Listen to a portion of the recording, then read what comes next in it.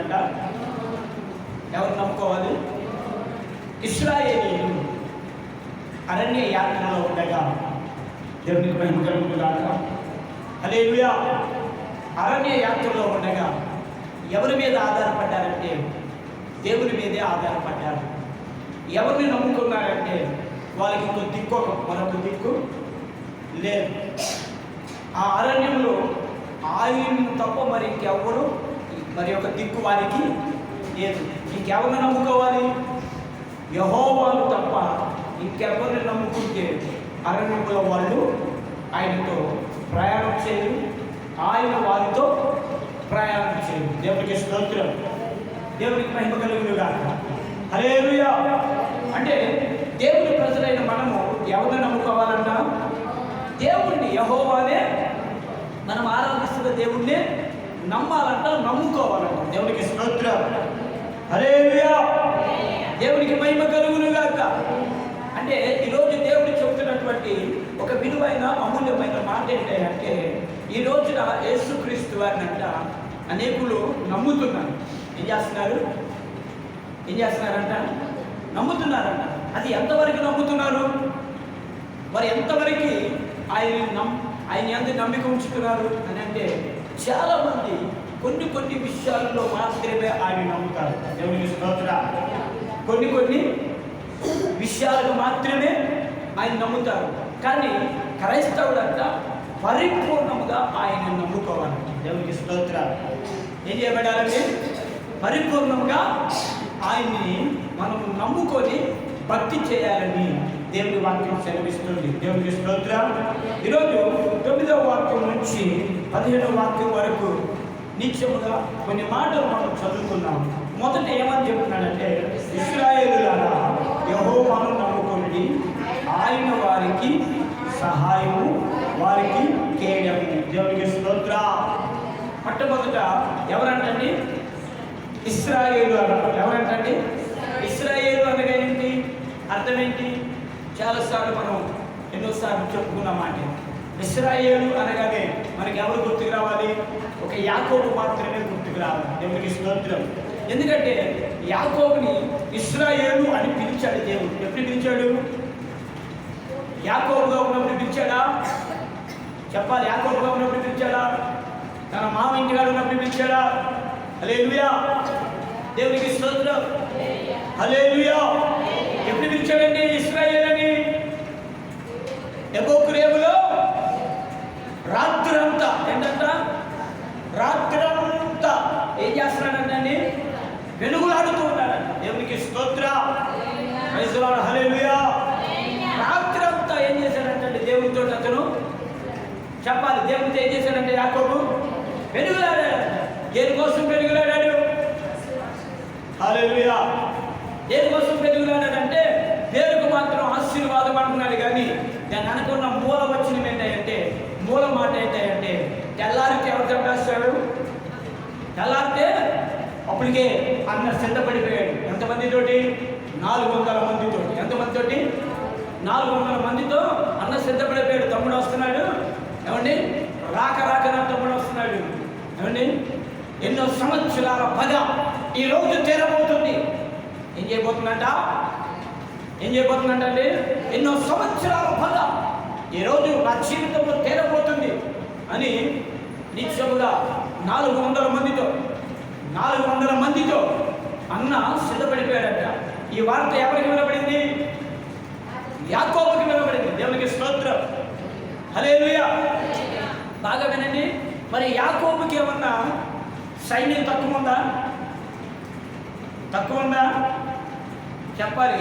యాకోబు ఏమన్నా సైన్యం తక్కువ ఉందా? యాకోబు వస్తుందంట 2 ఏమండి నిత్యముగా ఒక అద్భుతమైనటువంటి మాట మాట్లాడుతుంది. దేవునికి స్తోత్రం. చూడండి ఒకసారి యాకోబు వస్తుండగా ఏం జరిగిందో 32వ అధ్యాయం చేయండి. ఆదికాండం 32వ అధ్యాయం.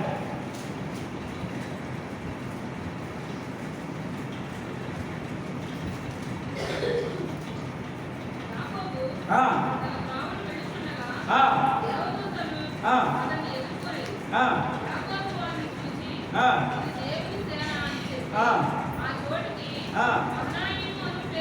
కింద ఏమని రాయబడింది చూడండి, మహానాయము అనగా దేవునికి స్తోత్రం.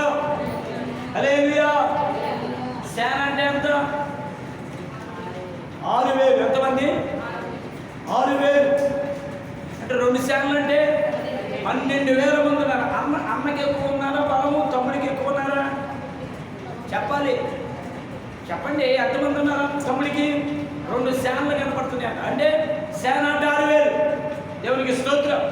అంటే 12,000 మంది అతనికి సైన్యం ఉందంట. దేవునికి స్తోత్రం. బలం ఉందంట. దేవునికి మహిమ కలుగును గాక. హల్లెలూయా. నిత్యముగా అన్నకేమో ఎంతమంది ఉన్నారు? 400 మంది. ఎంతమంది? అన్న తమ్ముడికేమో 12. అంటే ఎన్ని నాళ్ళు? 3 నాళ్ళు 12 మంది. అంతేనా? దేవునికి స్తోత్రం. అంటే నిత్యముగా 12,000 మంది. ఇతనికి నేను ఇంకా ఇతనికి 400 మంది కనపడుతున్నాడు. దేవునికి స్తోత్రం. Praise the lord. ఇప్పుడు ఆ 12,000 మంది ఆ సైన్యం యాకోబుని కాపాడగలవా? 2 సేనలు కనపడుతుందంట. అతడు సైన్యం అతడు వస్తుంటే దేవునికి మహిమ కలుగును గాక. కాపాడగలరా? చెప్పాలి. కాపాడగలరా? కాపాడగలడు. దేవునికి స్తోత్రం. Praise the lord. హల్లెలూయా. ఇప్పుడు ఎవరైనా నమ్ముకున్నాడు? తనకున్న బలగాన్న, తనకున్న పరివారన, తనకున్న ఆస్తిన, తనకున్న పిల్లలను. అప్పటికి ఎంతమంది పిల్లలు ఉన్నారు? అప్పటికి ఎంతమంది పిల్లలు ఉన్నారు? దేవునికి స్తోత్రం. బయలుదేరేటప్పటికి ఎంతమంది ఉన్నారు? బయలుదేరేపటికి 11 మంది. 11 మందిలో ఒక వ్యక్తి అమ్మివేయబడ్డాడు. ఒక కూతురు. 10 మంది. అరణ్యంలో పుట్టాడు బెన్యామీన్. అరణ్యంలో పుట్టాడు బెన్యామీన్. అప్పటికి బెన్యామీన్ ఇంకా పుట్టలేదు. దేవునికి స్తోత్రం. 10 మంది పిల్లలు ఉన్నారు, పరివారు ఉన్నారు, దాసులు ఉన్నారు. అంటే 2 సేనలుగా కనబడుతున్నాడంటే యాకోబు అలా ప్రయాణం వస్తుండగా. దేవునికి స్తోత్రం. కానీ వాళ్ళందరినీ నమ్ముకున్నారా? మనమైతే ఎవరిని నమ్ముకుంటాం? అరే మన 400 మందితో వస్తున్నారా, మనకున్న సైన్యం గొప్పది కాబట్టి మీరే మన సైన్యాన్ని తుత్తినీరుగా చేసేయండి అని చెప్తాం. అవునంటారు కదంట. దేవునికి మహిమ కలుగును గాక. ఆలోచించాలి. దేవునికి స్తోత్రం. హల్లెలూయా. స్వరమెత్తి దేవునికి మహిమ కలుగును గాక. నిత్యం ఒక అద్భుతమైన ఆలోచన ఏంటో తెలుసా? ఎప్పుడైతే యెహోవా రేవు దగ్గరికి వచ్చేసాడో తనకున్న ఆస్తి అంతస్తులు అన్నింటినీ పక్కన పెట్టేశాడు. దేవునికి స్తోత్రం. ఇప్పుడు ఎవరిని నమ్ముకున్నా నాకు ప్రయోజనం లేదు. హల్లెలూయా. ఎవరి మీద ఆధారపడినా నాకు చెప్పాలి ప్రయోజనము లేదు. ఎందుకంటే నన్ను కాపాడగలిగినది, నన్ను రక్షించగలిగినది, నన్ను సంరక్షించగలిగినది యెహోవాయే. దేవునికి స్తోత్రం. నా దేవుడే. హల్లెలూయా. ఇప్పుడు నా దేవుణ్ణి నేను నమ్ముకోవాలి. ఎప్పుడు నమ్ముకున్నాడు యాకోబు? ఎప్పుడు నమ్ముకున్నాడు? ఏమండి? తన తండ్రి నుంచి, అన్న నుంచి, కుటుంబాల నుంచి వేరే పారిపోతున్నప్పుడు నమ్ముకున్నాడా? అప్పుడు నమ్మాడా? అప్పుడు నమ్మలా. హల్లెలూయా. తన మామగారి ఇంటి దగ్గర 20 సంవత్సరాలు 20 సంవత్సరాలు పైబడి కొలువు చేసినప్పుడు దేవుడు నమ్ముకున్నాడా? నమ్ముకోలా. దేవుడు మరలా బాయ్ నీవెక్కడైతే రాయి నిలిపి తైలంతో అభిషేకించావో ఆ ప్రాంతానికి, ఆ దేశానికి రా, ఆ దేశానికి రా అని చెప్పినప్పుడు ప్రయాణంలో నమ్ముకున్నాడా? ప్రయాణంలో నమ్ముకోరా. దేవునికి స్తోత్రం. ఎప్పుడు నమ్ముకున్నాడో తెలుసా? ఒక చెడ్డ వార్త చెవిని పడింది. దేవునికి స్తోత్రం. ఏంటంట? ఒక చెడ్డ వార్త చెవిని పడింది. చెవిని పడినప్పుడు అప్పుడు దేవుణ్ణి నమ్మటం ప్రారంభించాడు యాకోబు. దేవునికి స్తోత్రం. హల్లెలూయా. దేవునికి మహిమ కలుగును గాక. ఇంకో మాట చెప్పాలంటే అప్పటికే యాకోబు జీవితం ఏమండి 30 వంతు అయిపోయింది. ఎంత అయిపోయింది? 30 వంతు అయిపోయింది.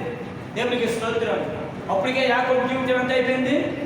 30 వంతు అయిపోయింది. ఇంకెంత ఉంది? 1/2 వంతు మాత్రమే మిగిలి ఉంది. అందుకని యాకోబుని